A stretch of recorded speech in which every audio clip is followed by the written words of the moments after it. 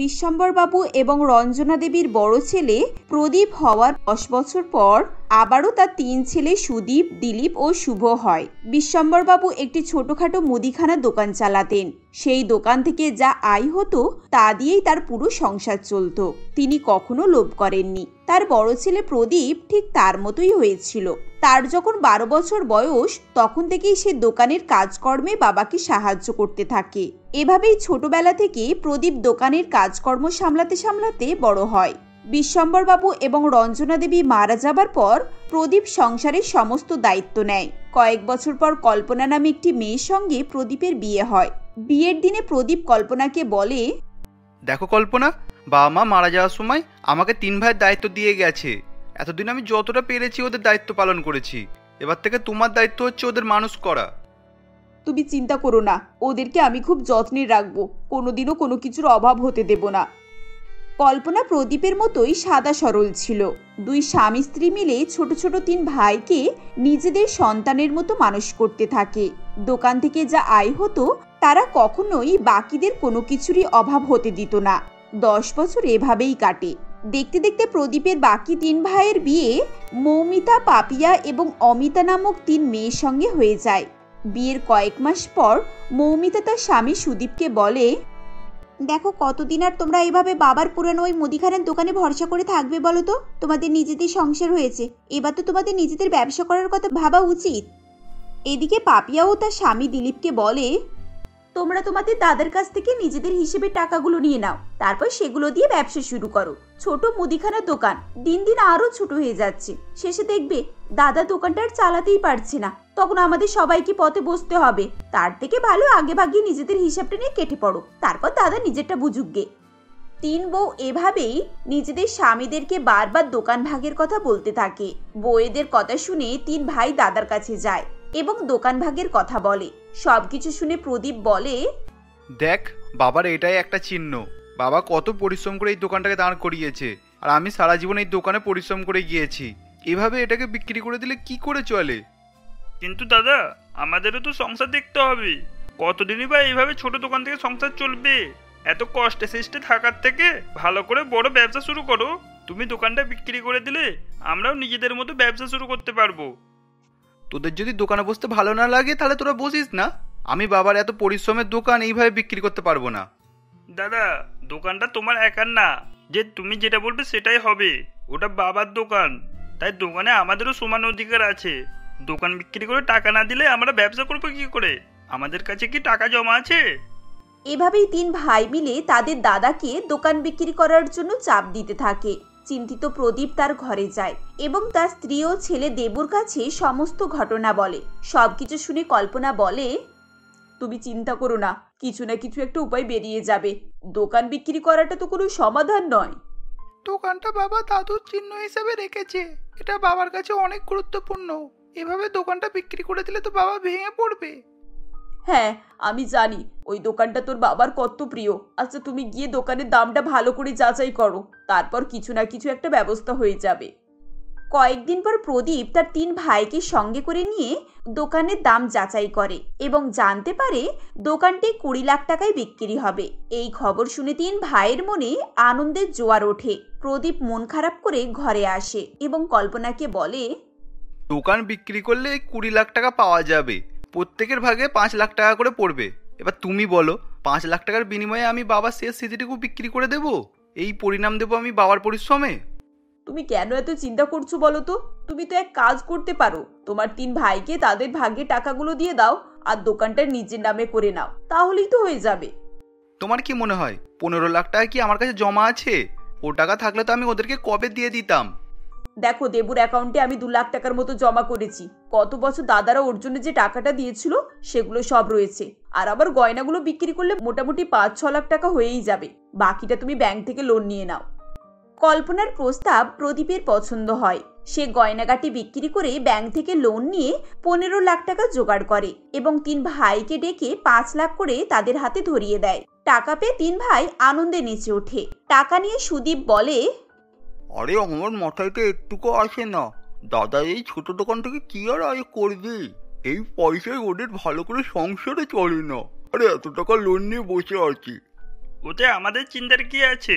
আমরা আমাদের ভাগের টাকা পেয়ে গেলে তারপর দাদার দোকান পুড়িয়ে ফেলুক, ভেঙে ফেলুক, আমাদের কি? আমাদের কি মানে?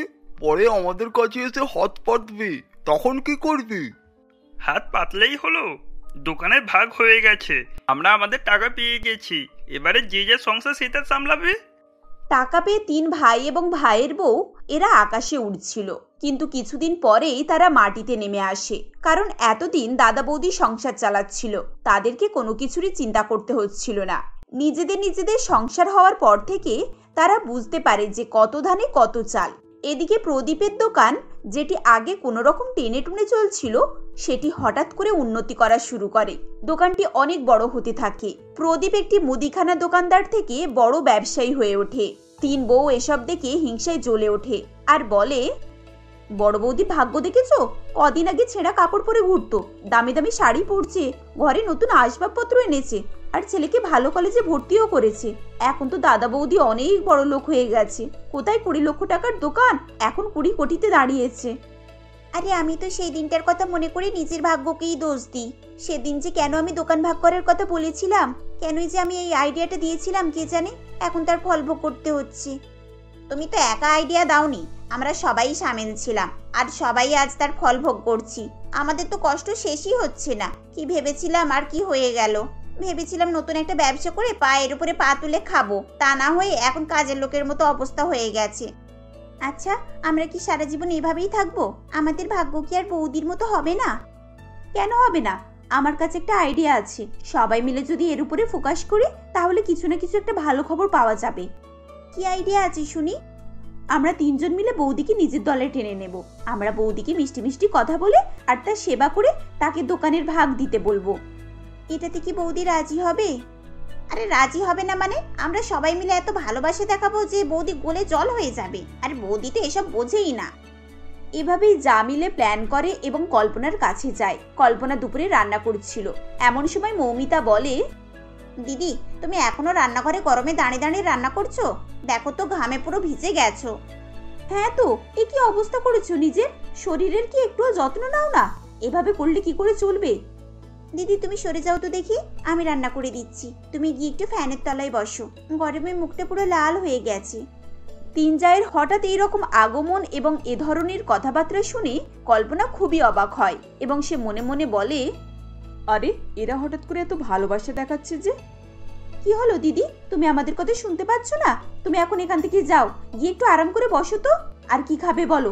মৌমিতা তুই গিয়ে টিভিটা অন করে দিয়ে আয়, আমি বৌদির জন্য চা আর গরম গরম পকোড়া নিয়ে যাচ্ছি। না না, তোমাদের কি এসব করতে হবে না। এসব রান্না বান্না তো আমি প্রত্যেক দিনই করে থাকি, আমার কোনো অসুবিধা হবে না। যাও তোমরা গিয়ে তোমাদের কাজগুলো করে নাও। আমাদের সংসারের সমস্ত কাজকর্ম হয়ে গেছে দিদি। আসলে তোমাকে এত সবসময় কাজ করতে দেখি আমাদের ভালো লাগে না, তাই আজকে আমরা 3 জন মিলে ঠিক করেছি এবার থেকে আমাদের সংসারের কাজ হয়ে গেলে আমরা তোমার কাজগুলো করে দেব। হ্যাঁ দিদি, তুমি আমাদের বড় বৌদি, আমাদের শাশুড়ির সমান। এই বাড়িতে যবে থেকে এসেছি তোমাকে তো সেই সম্মানেই দেখেছি। এবার থেকে আমরাই তোমার ভাগে সমস্ত কাজকর্মগুলো করে দেব। তুমি এবার থেকে শুধু আরাম করবে, ঠিক আছে? 3 জায়ের এরকম কথা শুনে কল্পনা গলে যায় এবং তার চোখে জল চলে আসে। সে মনে মনে ভাবে, সত্যি এরা কত ভালো, আমার কত খেয়াল রাখে, আমার জন্য কত চিন্তা করে। 3 জন নিজের সংসারের কাজ সেরে তারপর আমার সংসারের কাজে আমাকে সাহায্য করতে এসেছে। এমন মন কি সাধারণ মানুষের হতে পারে? এরপর থেকে তারা 3 জা মিলে কল্পনার সমস্ত কাজকর্ম করতে শুরু করে। সকাল সকাল উঠে তারা নিজেদের কাজকর্ম করে রান্নাবান্না, ঘরদোর পরিষ্কার করা, কাপড় কাচা সবকিছুই করতে থাকে। কল্পনা সত্যি সত্যি রানীদের মতো সারাদিন বসে থাকতো এবং টিভি দেখতো। মাঝে মাঝে তার জায়েরা এসে তার হাত পা টিপে দিত এবং মাথায় তেল মালিশ করে দিত। এভাবেই বেশ কিছুদিন চলতে থাকে। একদিন 3 জা মিলে এসে কল্পনাকে বলে, বৌদি জানো তো আমার খুব খারাপ লাগে, কেন যে তোমার দেওররা এইভাবে দোকানটাকে ভাগ করে নিল। আজ ভাবলে লজ্জায় মাথা কাটা যায়। হ্যাঁ বৌদি, ওটা বাবার দোকান ছিল, কত স্মৃতি জড়িয়ে ছিল বাবার। তাছাড়া দাদা কত ভালোবেসে দোকানটাকে আগলে রেখেছে। এভাবে তোমাদের সঙ্গে আলাদা হয়ে আমারও একটুও ভালো লাগেনি গো দিদি। এখন তো লজ্জাও করে, আমরা দোকানের ভাগ নিয়ে নিয়েছি, ওর মুখে আর ফিরে যাব বলো? আরে এতে লজ্জার কি আছে? আমাদের যা আছে সব তো তোমাদেরও আছে, তোমরা চিন্তা করো না। তোমরা চাইলে আবার আমরা একসঙ্গে হয়ে যেতে পারি, সবাই সবকিছু নিয়ে ভোগ করবে, আরামে থাকবে। কল্পনার কথা শুনে তিন বউ খুবই খুশি হয়ে যায়। তাদের মনের ইচ্ছা পূরণ হয়ে যায়। তারা তাদের স্বামীদের কাছে গিয়ে সমস্ত ঘটনা বলে। স্বামীরাও খুব অবাক হয় এবং লোভী তিন ভাইও ভাইয়ের বউ আবার দোকান ফিরে পাওয়ার আশায় আনন্দে আত্মহারা হয়ে ওঠে। পরের দিন তারা দোকানে গিয়ে দাদাকে বলে, দাদা আমরা এসে গিয়েছি, বলো কি করতে হবে। এসে গিয়েছিস মানে? তোরা সকল মিলে এখানে কোনো দরকার আছে নাকি? আসলে বৌদি কালকে বললো যে আমাদের সকলের নাকি দোকানে ভাগ আছে, আমরা সবাই নাকি এখানে বসতে পারি। সুদীপের কথা শুনে প্রদীপ খুবই অবাক হয় এবং বলে, তোরা দোকানে বসতে চাইছিস বস, কিন্তু ভাগ আছে মানে? তোদেরকে আমি তো তোদের ভাগ দিয়ে দিয়েছি। হ্যাঁ দাদা, ভাগ তো দিয়ে দিয়েছো, কিন্তু দোকান তো এখন তোমার। দোকান যখন তোমার তখন আমাদেরও তো কিছু অধিকার থাকতে পারে। সে তো অবশ্য ঠিক কথা, আমার থাকতে পারে যখন তোদেরও তো থাকে। কিন্তু সত্যি বলতে কি, দোকান তো আর আমার নেই। দোকান তো আমি দেবুর নামে করে দিয়েছি। এখন তো এই দোকানের মালিক দেবু। দোকানের মালিক দাদা নয়, দাদার ছেলে দেবু। এই কথা শুনে তিন ভাইয়ের মাথায় আকাশ ভেঙে পড়ে। তারা মুখ নিচু করে বাড়ি ফিরে আসে। তিন বউ এ খবর জানার পর মাথায় হাত দিয়ে কাঁদতে বসে। এভাবেই তিন যা চালাকি করতে গিয়ে নিজেদের জালে নিজেরাই জড়িয়ে পড়ে। কাঠের উনুনে রান্না করার স্বাদটাই আলাদা হয়, কিন্তু এখনকার যুগে কে আর কাঠের উনুনে বসে রান্না করে? উন্নত মানের গ্যাস, স্টোভ, ইন্ডাকশন এইসবই লোক ব্যবহার করছে। তাতে কি আর খাবারের স্বাদ পাওয়া যায়? সেই রকমই এক কাহিনী আজকের গল্পে। শুনছো সুশীলার বাবা, আমাদের মেয়ে তো বড় হয়ে গেল, এবার বিয়ে দিতে হবে। সেরকম একটা ভালো সম্বন্ধ দেখে ওর বিয়ে দিও, কারণ ও সারাটা জীবন কি আর আমাদের মতো গরিবী হালে কাটাবে? আমার ইচ্ছা আমার মেয়ে যেন বড়লোক বাড়িতে বউ হয়ে যায়। আমাদের মতো গরিবদের মেয়ের কি আর বড়লোক বাড়িতে বিয়ে হবে?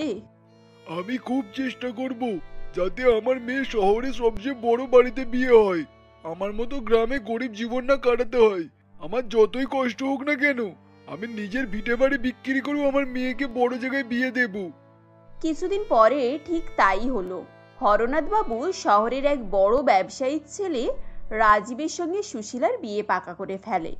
রাজীব ও তার দাদা সঞ্জীব দুই ভাই মিলে বাবার বড় জুয়েলারির ব্যবসা সামলায়। শহরের বুকে বড় জুয়েলারির শোরুম আছে। এইরকমই একটি বাড়িতে হরনাথ বাবু তার জমি জমা বিক্রি করে সুশীলার বিয়ে দিয়ে দেয়। তারপর সুশীলা শ্বশুরবাড়ি চলে যায়। ছোট বৌমা, সকাল সকাল উঠে পড়েছো? বেশ ভালোই হয়েছে। তাহলে সংসারের কাজগুলো বুঝে নিও তোমার বড় চা মিনতির কাছ থেকে। আমাদের কাজগুলো তোমার একটু কষ্টই হবে বুঝতে, ধীরে ধীরে তুমি সব বুঝে যাবে। ঠিক আছে মা, কোনো অসুবিধা হবে না। আমি সমস্ত কাজ করে নেব। আশা করি খুব তাড়াতাড়ি আপনাদের মতো সব শিখে যাব। এরপর সুশীলা রান্নাঘরের দিকে চলে যায়। সেখানে আগে থেকেই মিনতি দাঁড়িয়েছিল সুশীলার জন্য। কখন সুশীলা আসবে তাকে সব কাজ বুঝিয়ে দিয়ে নিজে আরাম করতে চলে যাবে। দিদি, তুমি এখানেই আছো? ভালো হয়েছে। এবার আমাদেরকে কি করতে হবে একটু বলে দাও তো। আমাদের মানে? শুধু তোমাকে করতে হবে, আমি নয়। আমি এতদিন সব করেছি, এবার থেকে তুমি করবে। এই নাও, এতে সব লিস্ট বানিয়ে দিয়েছি। কে কি খায়, কি রান্না করতে হবে সব কিছু আছে, সব বুঝে করে নিও। সকাল থেকে দুপুর পর্যন্ত আমাদের 10-12টা আইটেম রান্না হয়। যার যেটা ইচ্ছে সে সেটাই খায়। অবশ্য তুমি তো গরিব ঘর থেকে এসেছো, তুমি এসবের কি মানে বুঝবে? না দিদি, কোনো অসুবিধা হবে না, আমি ঠিক করে নেব সব। এরপর সুশীলার লিস্ট দেখে সব রান্নাগুলো চটপট করতে আরম্ভ করতে থাকে। প্রথমে একটু আধটু অসুবিধা হয়, কারণ সুশীলা গ্রামের মানুষ। গ্রামের বাড়িতে কাঠের উনুনে রান্না করে অভ্যাস, আর এখানে গ্যাস ওভেনে রান্না করতে হবে। প্রথমটা একটু ঠ্যাকো ঠ্যাকো লাগলেও ধীরে ধীরে সেটা ঠিক হয়ে যায়। সুশীলা 2 ঘন্টার মধ্যেই সমস্ত রান্না কমপ্লিট করে ডাইনিং টেবিলে সব সাজিয়ে ফেলে। শিলাদেবী দেখে অবাক হয়ে যায়। আরে ছোট বৌমা, তুমি তো একেবারে 2 ঘন্টার মধ্যে সব কমপ্লিট করে ফেলেছো দেখছি। বড় বৌমা খাবার বানাতে গেলে যা দেরি লাগায় সে আর বলে কাজ নেই। তোমার তো অনেক চটপটেই হয়ে গেল সব দেখছি।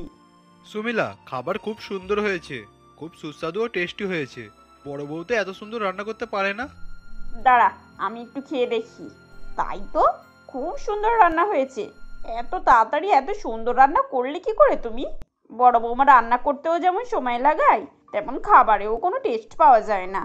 এবারে মনে হচ্ছে তোমাকে আমরা ছোট বৌমা করে খুব ভালোই করেছি। শাশুড়ি ও রাজীবের মুখে সুশীলার নাম শুনে মিনতির গা একেবারে জ্বলে ওঠে। রাগে টস টস করতে থাকে মিনতি।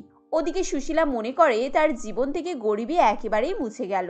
এবার তার জীবনে শুধু সুখের আলো। কিন্তু তার পরবর্তীকালে জীবনে কি লেখা আছে সেটা কেউই বলতে পারে না, সেটা সুশীলা আন্দাজও করতে পারে না। দেখো, এই না আস্তে আস্তে একেবারে আদিক্ষেতে শেষ নেই। এতদিন আমি যে করে এলাম তার কোনো নামই নেই দেখছি। সময় আসুক, মজা দেখাবো সবাইকে। একবার খালি বুড়ি চোখটা বন্ধ করে নি, তারপরই বোঝাবো। এদিকে সঞ্জীব ও মিনতি সমস্ত প্রপার্টি হাতিয়ে নেবার চেষ্টায় আছে।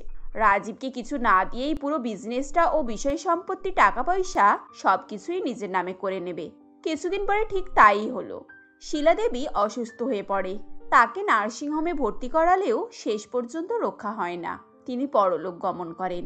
তার শেষ কাজ সম্পন্ন করার পরেই সঞ্জীব একটা ফেক দলিল তৈরি করে রাজীবকে দেখায়। এই দেখো রাজীব, মা বেঁচে থাকায় আমাকে সমস্ত সম্পত্তি লিখে দিয়ে গেছে। অতএব এখন থাকতে সমস্ত সম্পত্তির মালিক আমি। না না, মা এমন কাজ করতে পারে না। এটা কি করে সম্ভব হয়? মা তোমাকে কি করে লিখে দিল সব? এমনও হতে পারে তুমি মিথ্যে কথা বলছো। আমি কেন মিথ্যে কথা বলবো?